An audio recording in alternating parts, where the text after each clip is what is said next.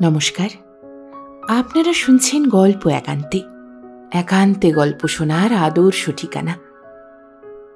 আচ্ছা, আপনাদের সাথে কখনো এমন হয়েছে অন্য কোথাও যাবেন বলে বেরিয়ে পৌঁছে গেছেন একেবারে ভিন্ন কোথাও? সেখানে এক অবিস্মরণীয় অভিজ্ঞতার মুখোমুখি হয়েছেন, যেটার রেশ থেকে গেছে আজীবন।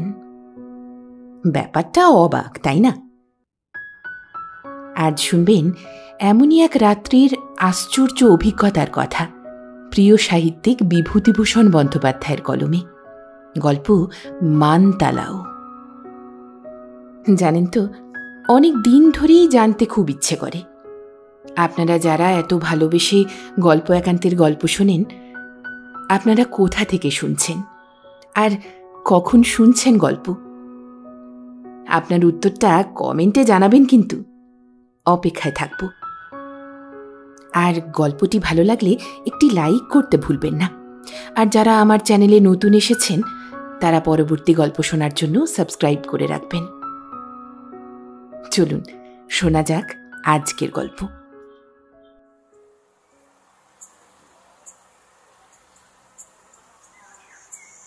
বৈশাখ মাসের মাঝামাঝি, অসহ্য গরম। বেলা 4টে বেজে গিয়েছে। ভাবলুম, এই অসহ্য উত্তাপে বিহারের এমন সুন্দর হ্রদে স্নান করা সৌভাগ্যের কথা। সে প্রস্তাবে অবশ্য সবাই রাজি হল। আমার মন প্রথমত সায় দেয়নি। কি জানি কেমন তালাও, মিথ্যেই দেরি হয়ে যাবে গয়া পৌঁছতে। কিন্তু যখন মোটরটি হ্রদের সামনে পৌঁছল, হঠাৎ এসে পৌঁছল একটা বনের বাঁক ঘুরেই। তখন হ্রদের সেই অপূর্ব রূপ আমাকে এত বিস্মিত করে দিলে যে আমি করণ সিংকে বললাম, কি জন্য তুমি এর কথা আগে বলনি? কেন বাবুজি, এমন চমৎকার একটা জায়গা, বড় জঙ্গল, ভালুক বাঘের ভয় আছে। তা হোক, এমন অপূর্ব একটি জলাশয় তো আছে, যার ধারেই পশ্চিম তীরে সমান্তরাল নিচু শৈলমালা আর শালের জঙ্গল। উপরের তীরে মাইলটাক দূরে পুনরায় শৈলমালা এবং ঘন সবুজ শালবন। কেবল পূর্ব আর দক্ষিণে পাহাড় নেই, বনও নেই। দিব্যি সবুজ তৃণভূমি, একদম ফাঁকা সমতল। ফুটবল খেলার ভালো মাঠ হয়। এই মাঠের মধ্যে এদিকে ওদিকে 2-4টি হরিতকি, শিববৃক্ষ, শাল ও আসান গাছ। দক্ষিণ কোণে চমৎকার অ্যাসবেস্টসের ছাদ বাঁধা ছোট্ট বাংলো। বাংলোর ঠিক সামনাসামনি একটি পাথরের মোটা মোটা সোপানযুক্ত কারুকার্যবিহীন বাঁধা ঘাট, অনেকটা সুইমিং পুলের জাম্পিং বোর্ডের মতো। সেই তক্তাগুলোর প্রান্ত মোটা মোটা শালের খুঁটিতে আবদ্ধ। যেখানে তক্তাগুলো শেষ হয়েছে, সেখানে একখানা ধূসর রং করা জাহাজের লাইফ বোটের মতো গড়নের বোট বাঁধা। মোটরে হাজারিবাগ থেকে গয়া যেতে যেতে এই অদ্ভুত হ্রদটি পড়ল, মানতালাও। অবশ্যই স্থানীয় অধিবাসীদের দেওয়া নামটা। নামে কিছু আসে যায় না।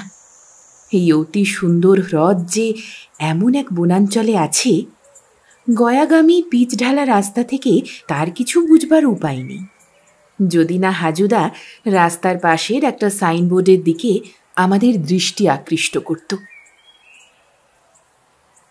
এই রকম হলো বিজ্ঞাপনটা, মানতালাও হ্রদ, আসুন। এখান হইতেই 2 ফারলং দূরে বনের মধ্যে সুন্দর একটি হ্রদ আছে। স্নান ও ভ্রমণের জন্য বন বিভাগ হইতে একটি প্রস্তর বাঁধানো ঘাট এবং নৌকা ভ্রমণের জন্য একটি নৌকার ব্যবস্থা করা আছে। জ্যোৎস্না রাত্রে এই হ্রদ বিশেষ রূপে উপভোগ্য। ভ্রমণেচ্ছুদের জন্য হ্রদের ধারে যে বাংলো আছে, চৌকিদারের নিকট উহার চাবি মিলিবে। দর্শনী 1 টাকা, নৌকা ভ্রমণ ফি 8 আনা ঘণ্টা পিছু, বাংলো ভাড়া দৈনিক 5 টাকা। এম রাও, ডিএফও, গয়া ডিভিশন। কখনো নাম তো শুনিনি মানতালাও হ্রদের। অবশ্যই কি করেই বা শুনব, কদিনই বা এদিকে এসেছি। দুজনেই আমরা নবাগত পশ্চিম সফরে। ড্রাইভার করণ সিং এই অঞ্চলের লোক, বিহার ট্রান্সপোর্টের বাসগুলিতে অনেক দিন কাজ করছে। তাকে বললাম, তুমি জানো করণ সিং কি তালাও আছে এখানে? খুব চওড়া হ্রদটা। আঁকাবাঁকা হ্রদটা বনের ওই মোড়ে অদৃশ্য হয়ে গিয়েছে। নির্মল নীল জল, এবং হয়তো বললে বিশ্বাস করবেন না, তীরের কাছে কি চমৎকার সবুজ জলা ঘাস আর পানকলস শ্যাওলার বন। ঘাসে ফুল ফুটেছে নীল রঙের, পানকলসের ফুল ফুটেছে সাদা সাদা বাটারকপ ফুলের মতো। আর কি অজস্র ফুটে আলো করছে বনপ্রান্ত। সেই পড়ন্ত বেলায় কি ঘন সুবাস সদ্য ফোটা কুরচি ফুলের। সারা বনভূমি মাতিয়ে ফেলেছে এই সুবাসী। যেদিকেই যাও সেদিকেই থোকা থোকা কুরচি ফুল দুলছে বাতাসে। কি শোভা এই অপরিচিত অজ্ঞাত জলাশয় আর তার বন্য পরিবেশের। কি অদ্ভুত নির্জনতা এর চারিপাশের।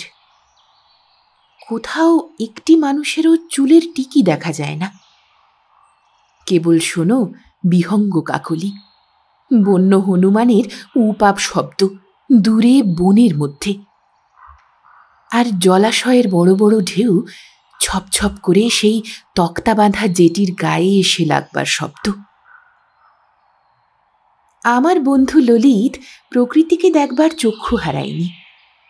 সে দেখে শুনে বলে উঠল, শুধু এখানে বসে থাকো, ব্যাস, আর কিছু চাই না।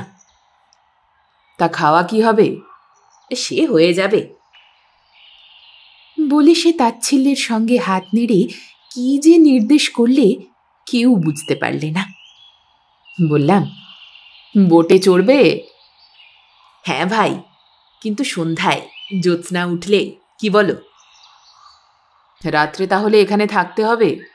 থাকলাম না হয়। আর খাওয়া? সে হয়ে যাবে বলে সে আবার পূর্ববৎ অর্থহীন ইঙ্গিত করলে হাত নেড়ে। আমার ইচ্ছা যে একেবারে ছিল না তা নয়। সুতরাং মোটর থেকে সবাই নেমে পড়লাম। বাংলোর চৌকিদারকে ডাকাডাকি করা গেল, কোনো সাড়া শব্দ পাওয়া গেল না। আমরা বাংলোর বারান্দায় জিনিসপত্র নামিয়ে রেখে সেখানেই বসলাম।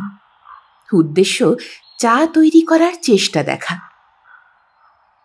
ললিত শীঘ্রই শুকনো কাঠকুটো কুড়িয়ে নিয়ে এসে চা চড়িয়ে দিলে। করণ সিং চৌকিদারকে ডাকতে গেল। চা খাওয়া শেষ হল। সূর্য অস্ত গেল ওদিকের পাহাড় শ্রেণীর ওপারে। চমৎকার ছায়াভরা প্রান্তর আর বনানী। বনানী প্রান্তস্থ এই বিরাট সরোবর। পাহাড়ের প্রতিবিম্ব ফুটে উঠেছে নির্মল কাকচক্ষু জলের পশ্চিম কোণে। পাখি পাখালির কলরব ভেসে আসছে পাহাড়ের দিক থেকে। এমন সময়ে করণ সিং চৌকিদারকে নিয়ে এলে দেখা গেল যে চৌকিদার একটি 16-17 বছরের ছেলে। নাম তার ট্যাম্পা। আমরা বললাম, কোথায় গিয়েছিলি? हटिया में। कहाँ का हटिया? गोविंदपुर, 2 मील यहाँ से, पहाड़ का बगल में। रात में हम लोग बांग्लो में ठहरने सकेगा? जी, काहे नहीं, रह जाइए आप लोग, मगर हमारा पास चाबी तो है नहीं। तो चाबी कहाँ गया? मेरे चाचा के पास है मकान में, हम जाएगा मंगाएगा। तब जाओ और मंगाओ। आप लोगों का खाना की क्या होगा? तुमको बनाना पड़ेगा, सकेगा नहीं? काहे नहीं हुजूर, मगर यहाँ कुछ नहीं मिलेगा, ना चाल ना दाल। अरे घबराओ मत, सब चीज है हम लोगों के गाड़ी में। तुम एक ठो मुर्गी मंगाओ हटिया से। हाँ, दीजिए 2 रुपया, गांव से मंगाएगा। और बोट का चाबी कहाँ? वो तो खुला हुआ है, ले जाइए, एक ठो खाता में सही करने होगा। ता खाता लाओ। টেম্পা খাতা সই করিয়ে চাবি আনতে চলে গেল। আমরা করণ সিংকে জিনিসপত্রের তত্ত্বাবধানে নিযুক্ত করে বোট ছেড়ে দিলাম।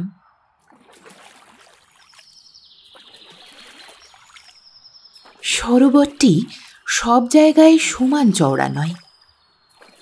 বোট নিয়ে যত আমরা ওর দৈর্ঘ্য ধরে এগিয়ে চললাম, তত বাঁ দিকের প্রস্থ বাড়তে লাগলো। শেষে এমন হলো যে ওপারের গাছপালা ছোট দেখাতে লাগলো। ওপারের পাহাড় হঠাৎ যেন বহু দূরে চলে গেল। হ্রদের জলে ছোট ছোট ঢেউয়ের সৃষ্টি করে পাহাড়ের দিক থেকে বাতাস বইছে। ললিত বললে, ভাই স্নান করা দরকার, বোট লাগাও কোনো এক জায়গায়। আমাদের দুজনেরই দৃষ্টি আকৃষ্ট করেছিল ওপারের অপূর্ব বন সৌন্দর্য। এপারের তীরে তৃণভূমি বেশি, মাঝে মাঝে 2-4টা ছোট বড় গাছ।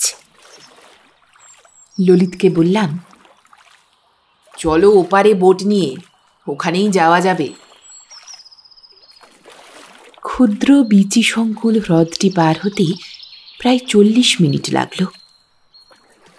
এইখানেই হ্রদটির প্রস্থ সর্বাপেক্ষা বেশি।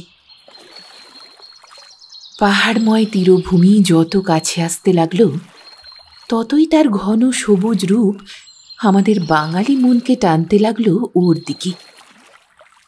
এসব মরুভূমির মতো ঊষর দেশের কঙ্করময় রুক্ষতার মধ্যে শ্যামল বনানীর এমন বৈচিত্র্য চোখ জুড়িয়ে দেয় কিভাবে, তা উপলব্ধি করার বস্তু।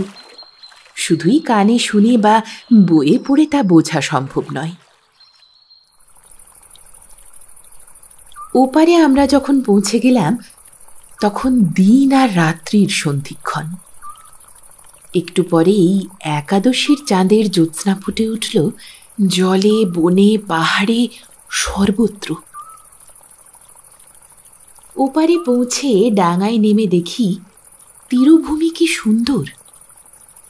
পাষাণময় আগাগোড়া, সমতল ল্যাটেরাইট পাথরের বেদি যেন মস্ত বড়। ঠিক পেছনেই বন শুরু হয়েছে। একেবারে অনতি দূরস্থ শৈল সানু পর্যন্ত বিস্তৃত বনভূমি। পাষাণময় চত্বরের দৈর্ঘ্য 100 হাতেরও বেশি, চওড়ায় প্রায় 10-12 হাত। আমাদের স্নান ও বিশ্রামের জন্য প্রকৃতি যেন পাথরের ঘাট বাঁধিয়ে দিয়েছে। কি ঠান্ডা জায়গাটা! বনের কি সুন্দর স্নিগ্ধ হাওয়া! কুর্চি ফুলের কি ঘন সুবাস জ্যোৎস্না মাখা বাতাসে। আমরা জলে নামলাম। যতদূর যাই পায়ের তলায় শুধুই পাথর, যেন সিমেন্ট বাঁধা সমতল চত্বর। জল ঈষতপ্ত, কিন্তু কাকচক্ষুর মতো নির্মল। জলে পড়েছে চাঁদের জ্যোৎস্না। পাহাড়ের ওপর বন্য কুক্কুট ডেকে উঠল রজনীর প্রথম জামের শুরুতে। সেই সঙ্গে ডেকে উঠল শেয়ালের দল। ললিত বললে, কি চমৎকার জায়গা ভাই। হ্যাঁ, এমন যে জায়গা আছে তাই জানতাম না, অথচ কেউ আসে না। জানলে ভিড় জমে যেত না এই গরমের দিনে। বটে, তুমিও যেমন। আমাদের দেশে এসব জিনিস দেখবার শখ আছে কজনের? কে আসছে লেক দেখতে? আমাদের পিছনে রহস্যাবৃত বনভূমি জ্যোৎস্নায় অন্ধকারে অত্যন্ত গভীর ও বিপদসংকুল বলে মনে হচ্ছে। করণ সিং ভালুকের কথা তো বলেই ছিল, বাঘের অস্তিত্বের সম্বন্ধে যে ইঙ্গিত করেছিল তাও অর্থপূর্ণ। কিন্তু আমার মন ছিল না বনের বিপদের দিকে। সারাদিন প্রখর রৌদ্র তাপ, ধুলা, ঘামের হাত থেকে নিষ্কৃতি পেয়ে এই বনানী বেষ্টিত নির্জন বিশাল জলাশয়ের গভীর জলে অবগাহন স্নান করবার আনন্দ আমার সব ভয়কে ছাপিয়ে উঠেছে। হ্রদের ধারে ধারে জলজ ঘাসে নীল ফুল ফুটে আছে, হাওয়ায় দুলছে ঘাসগুলো। উচ্ছেলতার মতো কি একটা লতা ঝুলে পড়েছে জলে। পাথরের ওপর দিয়ে সাপের মতো সেটা চলে এসেছে জঙ্গলের দিক থেকে। দুজনে পাষাণময় তীরভূমিতে উঠে সাবান মাখলাম আরাম করে, তারপর আবার নামলাম জলে। চাঁদের ছায়া ভেসে ভেসে যাচ্ছে জলের ভেতর, বুকে মুখে লাগছে ঢেউ। পাষাণময় তটে মৃদু শব্দে ছলাৎ ছলাৎ করছে, তাল খাচ্ছে। চারিধার নিঃশব্দ নির্জন। কি সুন্দর রাত্রি, কি সুন্দর দেবালোকের সরোবরের মতো অগাধ জলরাশি। তিড়িং করে একটা ছোট মাছ লাফিয়ে উঠেই আবার জলে পড়ে গেল। জল, শুধু জল, জীবনদায়িনী সুধার প্রবাহ। ভগবানের কি অদ্ভুত সৃষ্টি এই জল! কিন্তু এই জলকে ঠিকমতো উপভোগ করতে হলে এমনই ধারা অগাধ জলের সরোবরে বা নদীতে, এমনই ছায়ানিবিড় বনকুলের ধারের ঠান্ডা জলে অবগাহন স্নান করা চাই, সারা দিনের পরিশ্রম, ধুলো আর দুর্দান্ত গ্রীষ্মের পরে। কলকাতার আঁটোসাঁটো বাথরুমে জলের কল খুলে স্নান করে কিছুতেই বোঝা যাবে না জলের কি মহিমা, অবগাহন স্নানের কি আস্বাদ। তার উপর যদি জ্যোৎস্না রাত হয় আর এমনই একটি জনহীন সরোবর পাওয়া যায়, তবেই সৃষ্টির আনন্দের অনেকখানি স্নান করে উঠে নিয়ে আসা যায় দৃষ্টির সাহায্যে ওর ফটো তুলে। স্মৃতির পটে এই ফটো চিরদিন থেকে যাবে এবং জীবনের মহা সম্পদ হয়ে থাকবে। স্নান করে স্নিগ্ধ হয়ে আমরা আবার বোট বেয়ে অজানা রহস্য লোকের দিকে এগিয়ে চলি পশ্চিম তীর ধরে। আমাদের বাঁ দিকের বন ও পাহাড় ধরে ধরে অনেক দূর বেয়ে চলেছি ডাঙার কাছে। কোথাও বনের মধ্যে অজানা বন কুসুমের গন্ধ, কোথাও ঝিঝির সমস্বরে ঐকতান, কোথাও মরা পাতার ওপর অজানা কোন নিশাচর জন্তুর দ্রুত পদচারণের খসখস ধ্বনি, কোথাও ডালপালা কাঁপিয়ে বাতাস ওঠার শব্দ। সমস্ত বনভূমিতে তখন জ্যোৎস্না নেমেছে। কেবল নিবিড় ঝোপঝাপ কিংবা পাহাড়ের খাঁজগুলো বড় অন্ধকার দেখাচ্ছে তখনও। ললিত বললে, এ লেকের দেখছি সীমা নেই, কত দূর বাইব? চলো, আজ সারা রাত বাইব বোট।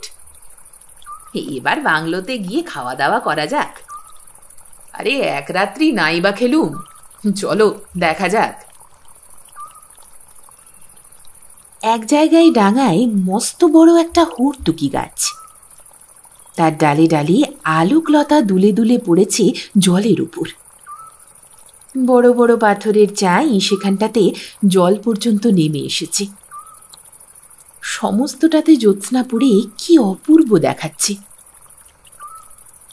আমরা আবার সেখানে বোট বেঁধে পাষাণের ওপর জ্যোৎস্নায় বসলাম। কাছেই কত কি বন্যলতা পাতার ঝোপ, কটুতিক্ত গন্ধ উঠছে বাতাসে। রাত 10টা বেজেছে। দিনের গরম অনেকক্ষণ কেটে গিয়ে রাত্রির শীতল বাতাস আমাদের স্মরণ করিয়ে দিচ্ছে আমাদের সঙ্গে গায়ে দেবার কোনো মোটা জামা বা কাপড় নেই। ললিত বললে, এ দেখছি কম্বল আনা উচিত ছিল। হ্যাঁ, বেশ ঠান্ডা সত্যি ভাই, চলো ফিরি। হঠাৎ দুজনেই অবাক হয়ে জ্যোৎস্নালোকিত জলরাশির দিকে চেয়ে দেখলাম একদল বুনো হাঁস পাহাড় থেকে নেমেছে জলে, দিব্যি সাঁতার দিচ্ছে। দূর থেকে দেখাচ্ছে যেন একদল শুভ্রা নারী জলকেলি শুরু করেছে। গাটা ছমছম করে উঠল দুজনেরই। বাংলো থেকে অনেক দূরে এসে পড়েছি, রাত্রিও গভীর। এদিকে পেট চুইচুই করছে খিদে। ঠান্ডা বাতাসে রীতিমতো শীত ধরে গিয়েছে দুজনের। বোট বেয়ে ফিরতে লাগলাম কুলের দিকে। চাঁদটা ঘুরে গিয়েছে, যেন মনে হলো পথ হারিয়েছি, দিক নির্ণয় করতে পারছি নে। সমস্ত অঞ্চলটাই যেন মায়াময় হয়ে গিয়েছে, যেন পৃথিবী থেকে বহু দূরে মহাবোমের অন্য কোনো অজানা গ্রহে নির্জন বনবেষ্টিত হ্রদের আমরা দুটি নিঃসঙ্গ প্রাণী, কোনো অজানা উপগ্রহের জ্যোৎস্নায় বিভ্রান্ত হয়ে পথ হারিয়ে ঘুরছি। আমাদের সেই পরিচিত পৃথিবীর আত্মীয় স্বজন থেকে চিরবিচ্যুত অবস্থায়। কতকাল যেন ছেড়ে এসেছি সেসব পরিচিত পথরেখা। তারায় তারায় পরিব্যাপ্ত আকাশ আর জ্যোৎস্না ভরা জলরাশির দিকে চেয়ে সেই অনুভূতি আরও দৃঢ় হলো মনে। খানিক দূর এসে বাঁ দিকের পাহাড়ে স্পষ্ট একটা শব্দ শোনা গেল, যেন করাত দিয়ে তক্তা চিরছে। ললিত বললে, ভাই শোনো, বড় বাঘ, রয়্যাল বেঙ্গল গয়ার জঙ্গলে যথেষ্ট, তাড়াতাড়ি চলো। পাহাড়ে পাহাড়ে যেন প্রতিধ্বনিত হয়ে উঠল সেই আওয়াজ। খুব গম্ভীর আওয়াজ নয়, ঠিক তক্তা চেরার শব্দ। করাতের কারখানায় বড় কলের করাতে তক্তা চিরছে। আমি বড় বাঘের এই ডাকের সঙ্গে সুপরিচিত।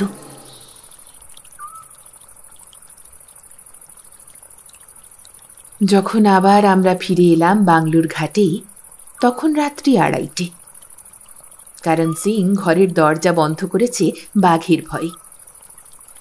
তার ভয় যে অমূলক নয়, তার পরিচয় কিছু আগেই পেয়েছি।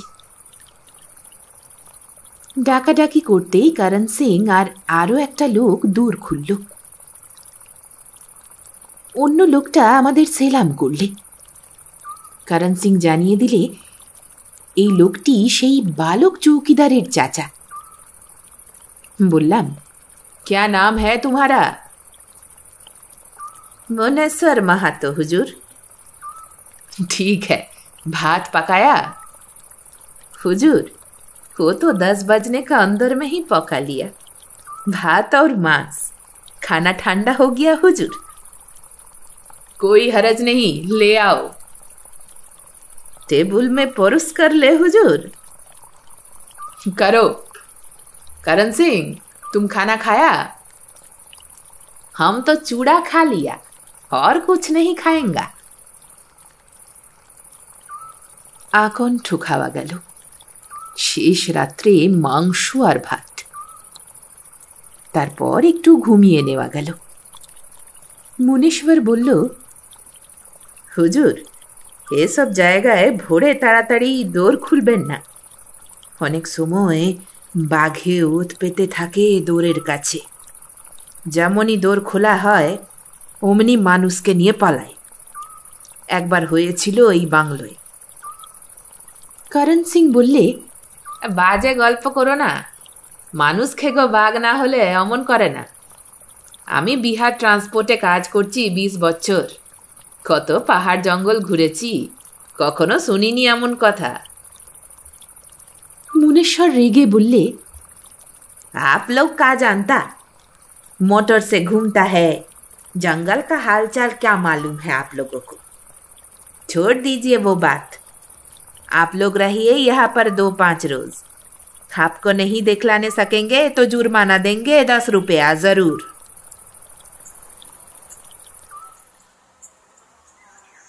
বেলা ৮টায় দুজনে উঠলাম। তার আগেই মুনেশ্বর উঠে দোর খুলেছে, সুতরাং বাঘের ভাড়া থাকলেও কেটে গিয়েছে। আমরা রওনা হবার আগে হ্রদের জলে স্নান করে নিলাম। জল অত্যন্ত শীতল। শরীরে যেন নতুন বল পেলাম, নতুন আনন্দ, নবজীবন। সামনে আবার আজ যখন পড়বে বিহারের দুর্দান্ত গরম, লু বইবে দুপুরের দিকে, বালির ঝড়ে দিক অন্ধকার হয়ে যাবে, তখন দৌড় বন্ধ করে খাটিয়ায় শুয়ে মনে পড়বে এই অদ্ভুত মায়াময় হ্রদটি, এই অগাধ স্নিগ্ধ শীতল জলরাশি, এই শ্যামল বোনাকীর্ণ উপত্যকা। গত রাত্রের জ্যোৎস্নালোকিত হ্রদবক্ষের স্মৃতি হয়ে পড়বে তখন দূরকালের স্বপ্নের মতো অবাস্তব। বিদায় অজানা সরোবর, বিদায়। আবার এ পথে এলে দেখা হবে নিশ্চয়।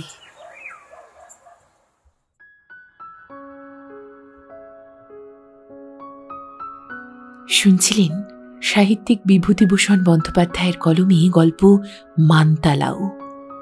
গল্প পাঠে আমিরিয়া। গল্প একান্তে এখন এসে গিয়েছে ফেসবুকেও। গল্পের পেছনের গল্প অথবা আমার সাথে সরাসরি আড্ডা দিতে হলে যুক্ত হন গল্প একান্তের অফিসিয়াল ফেসবুক প্রোফাইল গল্প একান্তের ইয়ার সাথে। ডেসক্রিপশনে ও ফার্স্ট কমেন্টে লিঙ্ক দেওয়া রইল। সঙ্গে থাকুন আর শুনতে থাকুন গল্প একান্তে।